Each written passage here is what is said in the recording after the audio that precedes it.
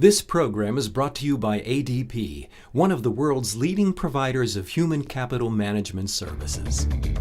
Every year, the government lays aside millions of dollars in federal contracts specifically for veterans. As a veteran, you and your business have the ability to tap into this vast resource. This chapter will explore two contracting options: fulfilling contracts directly or partnering with another company to bolster your abilities. The reason why I picked government contracting was because of these set-aside programs, because the government has gone out and said, okay, if you're a company that's owned by a veteran or you are a woman-owned company, that they do these things called set-asides, and I was shocked. Every day on a website called fbo.gov, the 26 federal agencies put out what's called RFPs, requests for proposal.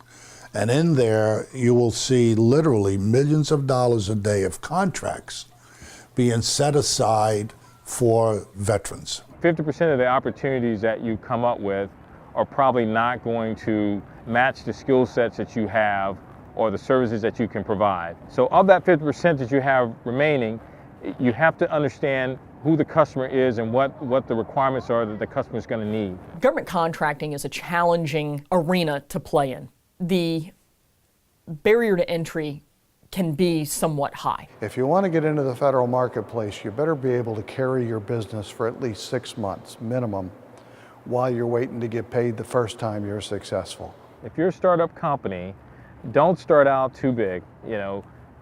Find the market space, find the opportunities within the market space. Stay in your core of experience.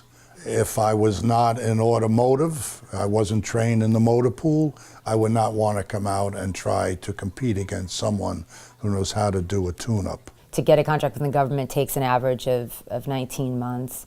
And, so if you don't have 2 years to wait around, a great way to start is to market to companies who are doing business with the government and already have contracts. In a lot of cases, the easiest way to get started as a company is to try to find a large business that you can sub your skill sets to and then start yourself by getting in that way, and then developing some past performance so you can develop the skill sets that you need to compete in a much larger market space. Find some other disabled vets or vet small businesses in the federal marketplace. Talk to them. Learn from them. Maybe you can do a mentor-protege arrangement with them. Maybe they can subcontract some work to you to help you get started. But when you're a subcontractor, you don't really need a lot of past performance. I mean, if they want to work with you, then that, then it's their decision to do so. And then, that in and of itself becomes past performance for you to say, now I can bid on a contract directly with the government. Now, certainly you've got to be able to compete, and you got to come in with the right price and the right technical approach.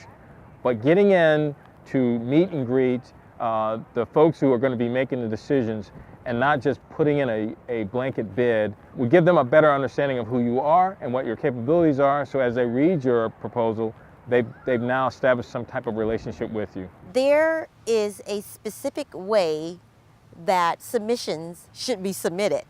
If they're not submitted in that particular way, your submission can be rejected. There's a number of offices around America funded by the Department of Defense called Procurement Technical Assistance Centers, PTACs.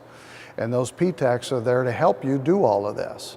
The PTAC office sets up a matrix. If I'm in the business of doing oil changes, selling tires, doing brake jobs, alignments, there's a certain code attached to each one of those services. And when these large corporations are looking for businesses to satisfy a particular job that they have, that word would be attached to the code. If you decide you want to become a federal contractor as a veteran or as a service-disabled veteran, you're going to need to register with what's called SAM. Once you obtain your federal government contracts, this is the way that you're paid. At the same time, if you want to become a contractor for VA, and VA only, then you need to go to the Department of Veterans Affairs and be verified by them as a service-disabled vet or a veteran-owned small business. There's two separate systems. To make sense out of those differences, start with your local SBA district office.